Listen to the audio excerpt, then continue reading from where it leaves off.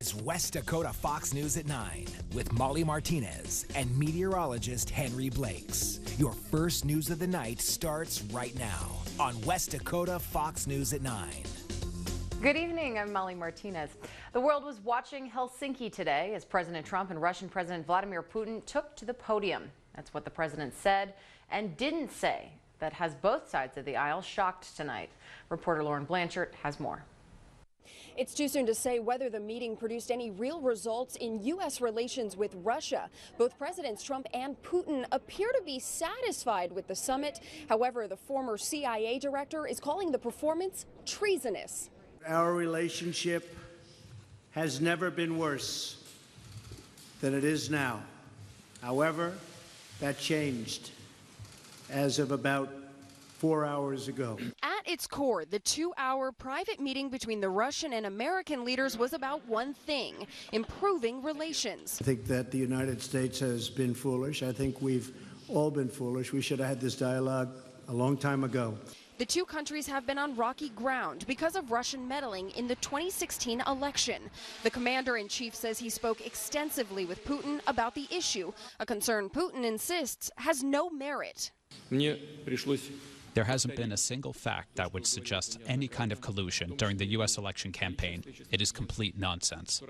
The denial comes less than a week after Justice Department indictments of 12 Russian intelligence agents accused of hacking thousands of Democratic email accounts in the run-up to the election. That legal action has critics back home asking why President Trump didn't come down harder on Putin. President Trump has strengthened our adversaries while weakening our defenses and those of our allies. Putin told reporters he wanted President Trump to win the election, and when asked if he had compromising material on President Trump, Putin said it was utter nonsense. In Helsinki, Lauren Blanchard, Fox News. Senator Heidi Heitkamp says the president failed to do his job today, saying, quote, any president's priority should be defending our country, especially when meeting with an adversary like Russia. The United States should always stand forcefully united against any attempts to undermine our interests. Sadly, that was not what happened today. Senator John Hoeven also releasing a statement saying we need to make clear that the Putin regime that we will keep our sanctions in place and we will work with our allies to increase pressure on Russia until its behavior changes. Okay, over now to Kevin. Kevin, today was pretty much the ideal North Dakota summer day. You know what? This is day 2, right? Okay, we can live without Saturday. We can live without the tornadoes. Not Saturday. Yeah, that's right. 98 degrees in Bismarck. An early morning disturbance in Bismarck turns into a blow to the head with a baseball bat and a stabbing. Police say a resident in the 400 block of North 13th Street heard a noise around 4 a.m. When he went outside, he found 2 men in his yard. He asked them to leave, but one of them hit him over the head with a baseball bat, then stabbed him. The victim is expected to be okay. If you know anything about the attack, police want to hear from you. Turns out the former Lemoore police chief accused of continuous sexual abuse of a child won't spend the rest of his life behind bars. Last week, 53-year-old James Watson was sentenced to life with the possibility of parole.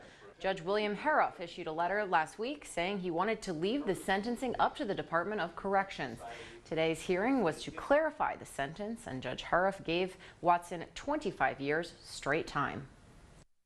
My preference and my belief that the initial sentence of life with the possibility of parole was an appropriate sentence and appropriate by the standpoint of me feeling that is something of a compromise.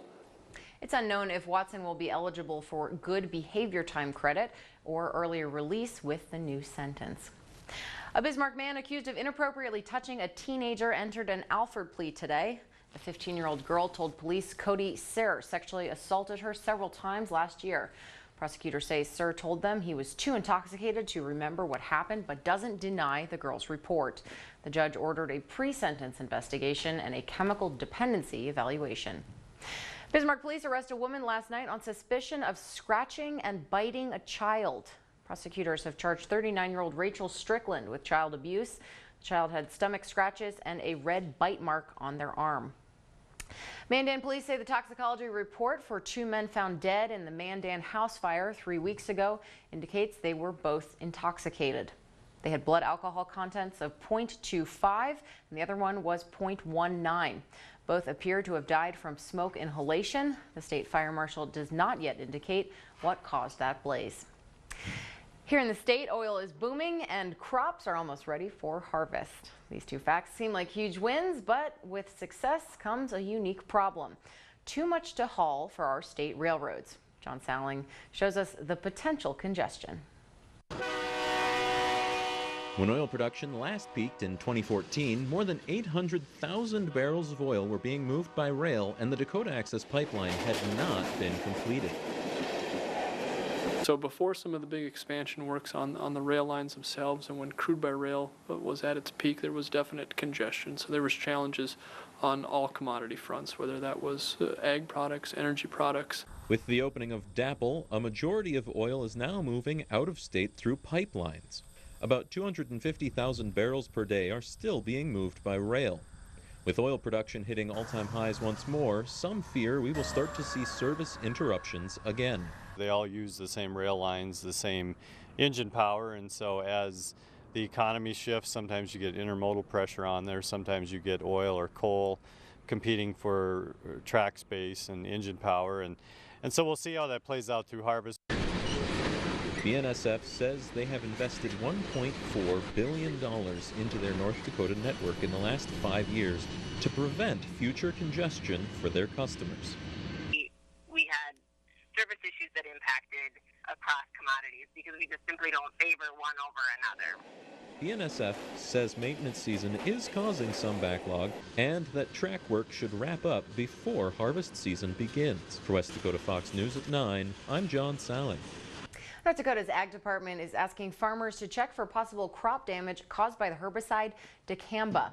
It's asking soybean growers to participate in a survey. The results will determine how effective state protocols implemented this year were in minimizing off-target movement. You can find the survey at nd.gov/NDDA. Looks like there's another roadblock for the proposed Davis refinery near Medora. National Parks Conservation Association and 2 other groups filed an appeal last Thursday saying the refinery will be a major source of pollution in the park. The CEO of Meridian Energy disagrees.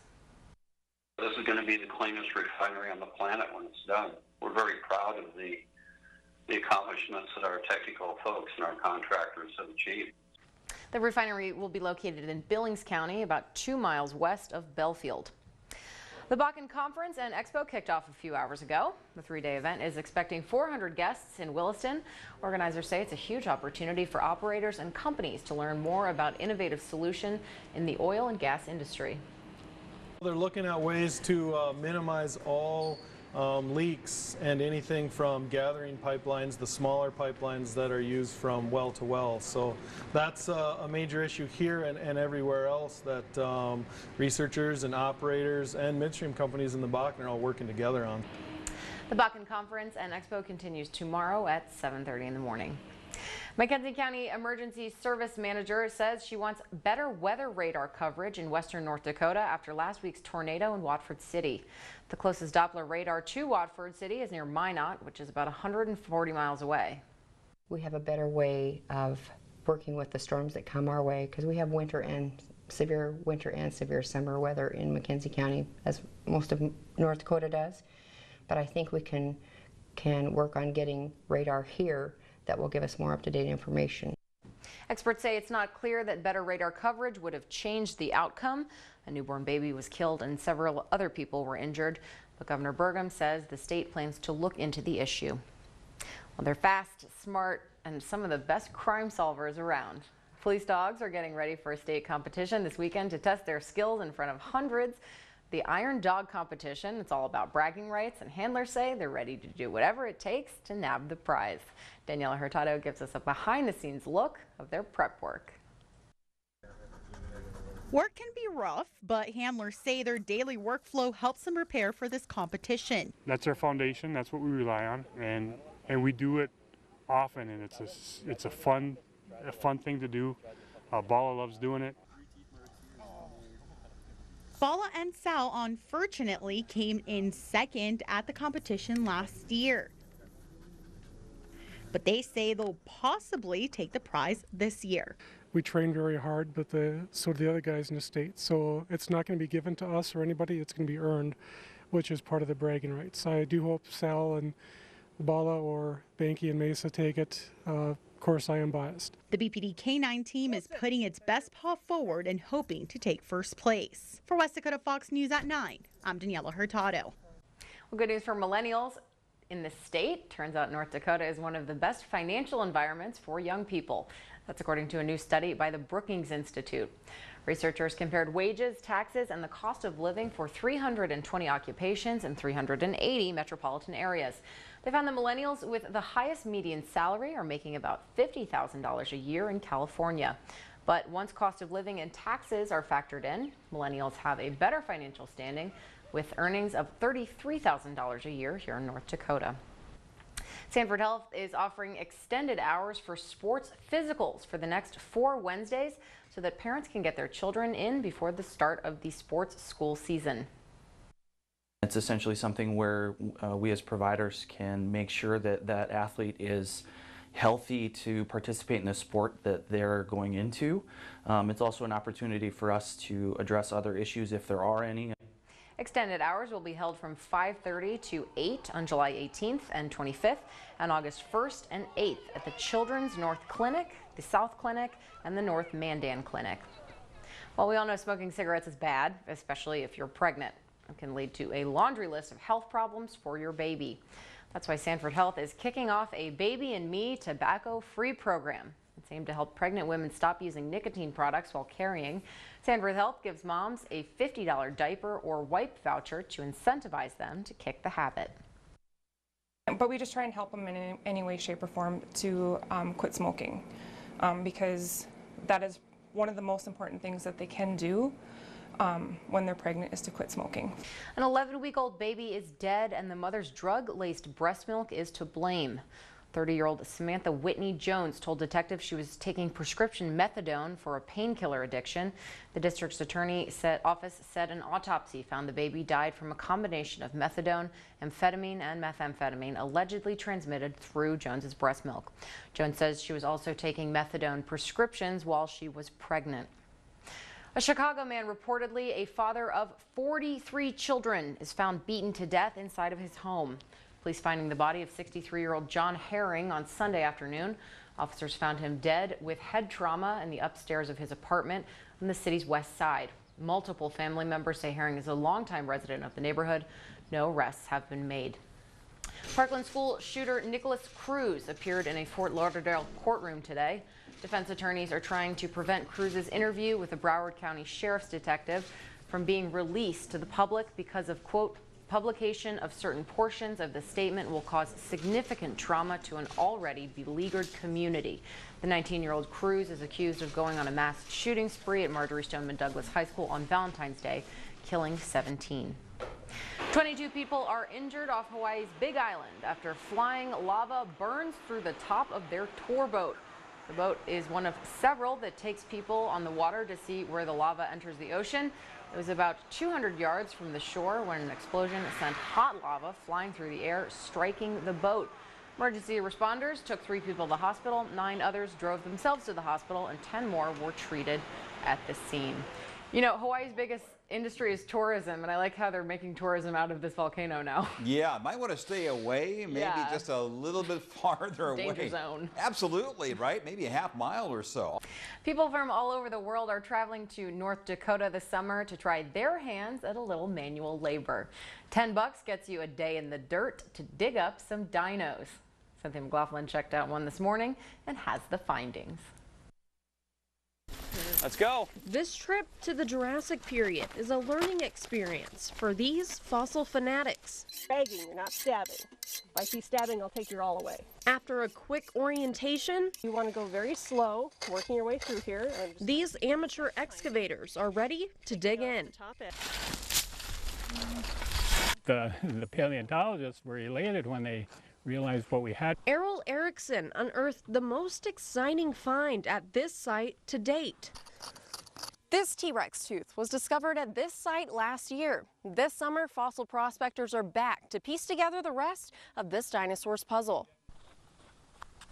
At this site, we're actually finding Triceratops, Edmontosaurus, the duck-billed dinosaur. We're finding bits of crocodile, we're finding turtle, we're finding some fish, and lots of shed carnivore teeth. Many of these crew members say participating in the fossil fun is on their bucket list. It may be a rib. I don't have a lot of it uncovered yet, so we'll see what it turns out to be. We'll have to see. You're probably looking at the midshaft of the pubis. What fossil Ford finds. Well, there was a friendly debate on what Triss's bone would be. Her original gut feeling was correct. Clint Boyd, senior paleontologist with the North Dakota Geological Survey, shared this photo of the bone protruding from the soil.